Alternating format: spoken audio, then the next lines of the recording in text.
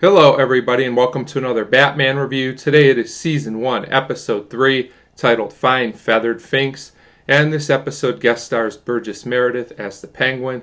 And I have to say, I really enjoyed his performance. I think it holds up very well. And the Penguin is a very different villain than the Riddler was in the first two episodes. He's not quite as funny, I would say, but he's a very thinking, cunning villain, and I really appreciated that quite a bit.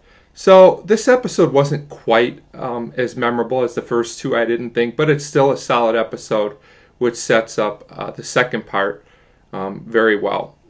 So we start with some men outside of a place handing out umbrellas to people, and when the people go inside, the umbrellas all start exploding in a very strange way. You just got to kind of watch it for yourself, but it's a good setup for the episode, and it lets us know that there's a new villain, the Penguin, around, so I thought that was done well.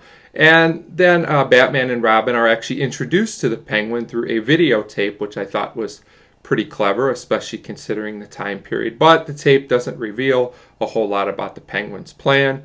So Batman and Robin decide that they're going to visit the Penguin in a very good scene, very well acted, I thought. And, this leads to the first confrontation between that group, Batman and Robin and the Penguin. And what winds up coming out of this is that the Penguin decides to drop a giant umbrella, which was pretty cool. It's very multicolored, and there's a little umbrella on the top of it, which Batman automatically thinks must be some kind of clue, so he takes it.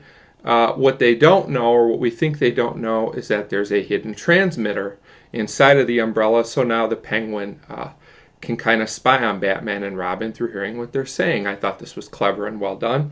So at this point, Batman decides he's going to plant a bug on the Penguin, because I guess great minds think alike. But, Robin says the Penguin will be looking for you to do something suspicious, so Batman decides to go as Bruce Wayne. I thought this was pretty cool. We get to see more of the Bruce Wayne character.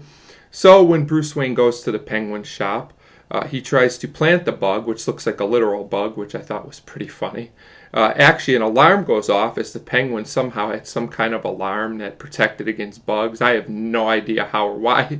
You just got to kind of go with it. So at this point, this giant net falls on Bruce Wayne, basically, and he's not Batman, so he could be in some trouble. I like the way this was set up. So basically, the episode ends on a cliffhanger.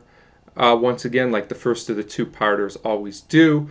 And the Penguin tells his henchmen, who don't really do a whole lot in these episodes, but that's fine, they serve their purpose. He tells them basically to put Bruce Wayne on a conveyor belt, and he's still tied in the net, and he's moving into a moving furnace on the conveyor belt. So a nice setup and a nice switch, because Robin was the one in trouble in the first episode, and they switched it around and made it Bruce Wayne for episode 3.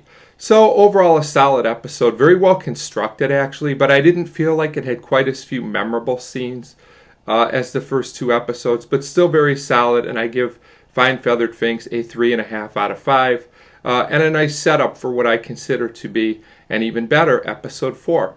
So 3.5 out of 5 for Feathered Finks, still an episode well worth watching, and as always, thank you very much for watching.